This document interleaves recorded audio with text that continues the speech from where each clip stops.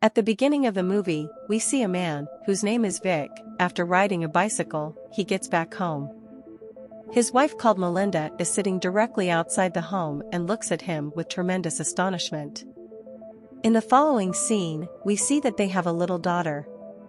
She is listening to her favorite music, to which her mother screams at her impatiently. The man enters the room, where his wife asks him to pick an outfit for her. Later on, his wife asks him to retrieve her black shoes for her, which he does cheerfully. So basically this man obeys everything his wife dictates. They go to a party, where his wife and himself chat/sto their pals and consume some beer. Melinda sees her old buddy Joe / and tries to connect with him, which is observed by his spouse, Vic. It does not take too long for Melinda to take his companion into private space and began to kiss him. Vic knows what is going on. Even if they catch each other's gaze, it does not stop Melinda to enjoy her dreams. When this was not enough, Melinda proceeds to dance on top of a piano to capture everyone's attention. Soon after, she starts to play the piano and makes everyone happy. Despite of her odd behaviors, Vic grins at her as if nothing has occurred. Later that night, Joe talks to Vic and thanks to him for letting him meet his wife Melinda. Vic instructs him to recollect a man called Martin McCrae, who lately gone missing. Vic implies to him that he is the one who made him disappear. Joe thinks it is a joke, but Vic assures him the obvious if he keeps making the same error. Joe leaves the premises shortly after. Meanwhile, Vic's wife Melinda does not like his behavior with her acquaintance. Later at night, as Vic was chatting to their babysitter, Melinda comes to the kitchen without any shirt on. Vic does not appreciate this and attempts to shoo her away. This certainly bothers Melinda, and she goes away. We get to know many of things about Melinda's character. She is a reckless and selfish lady. Vic also has a love of raising snails as his pet. A few days later, Vic meets up with his pals. There he gets to know that everyone knows how he threatened Joe by telling him a Martin McCrae joke. They also mention that Melinda is a sick lady because she does all this in front of Vic. Back at home, Melinda gets to know about this as well and instructs Vic to apologize to Joe. She invites him to dinner on Friday. It is Friday, and Joe knocks on the door and finds Vic welcoming him. He is worried and asks whether Melinda is home, to which Vic again jokes that she isn't home. Afterwards, Vic informs him that they will have some seafood and have talks. But he gets to know that Joe is allergic to seafood. Melinda defiantly knew this, but she did not mention this to Vic. Later at the meal, Vic makes Joe some grilled cheese sandwich and Melinda also starts it as if she is attempting to piss his hubby off. She sends Vic to take her daughter to bed and read her night tales. After telling a bedtime story, afterwards Vic discovers Melinda and Joe enjoying some fun together. Later Joe wants an apology from Vic because he joked to him about murdering Martin McCrae. Vic answers to him that this was not a joke and calls him an Uber. One day, Vic and Melinda are seated at a party chatting to a writer. He calls him a murderer and laughs about Martin McCrae. Vic also dances with another lady, realizing Melinda is envious and later compare herself to the ladies. She also attempts to do things with Vic while he is driving. Later, as Vic and Melinda are watching their daughter play, he gets a call from his bank, which was concerning Melinda's bank account. He gets to know that she sent $3,000 to someone who plays piano, and he starts to study this guy more. He ends up to a person who is an expert pianist and really good looking. Right there, he also encounters Melinda flirting with him. At night, Vic welcomes Melinda and wonders where she was. She is looking pretty drunk. While he was driving his daughter home, he again encounters the musician walking with flowers.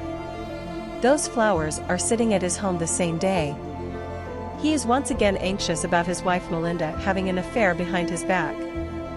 He is mostly home, while his wife is working hard getting smashed by the pianist outside.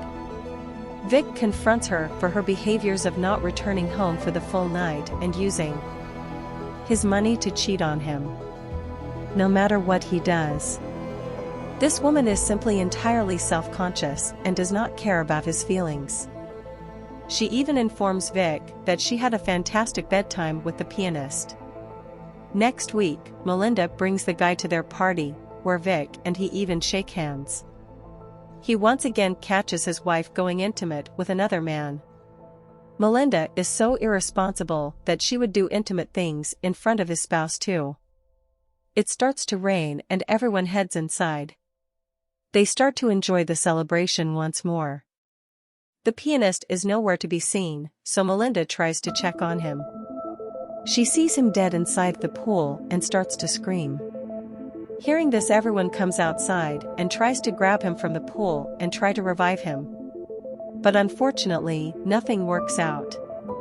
When the police start to investigate, Melinda starts to suspect his spouse Vic of the murder. Cops start to probe Vic for the obvious, but they did not uncover anything weird throughout their chat. He subsequently asks Melinda whether she is terrified of him.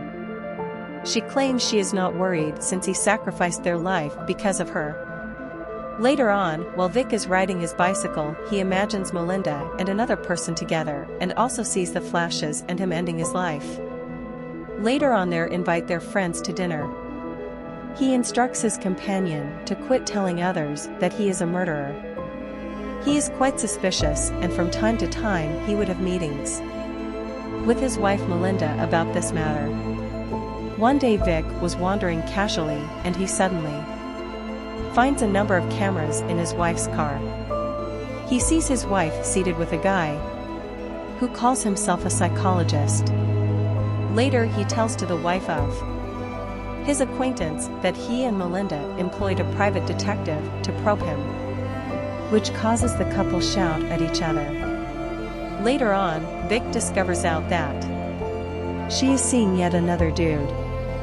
One day, Melinda's buddy Tony encounters Vic.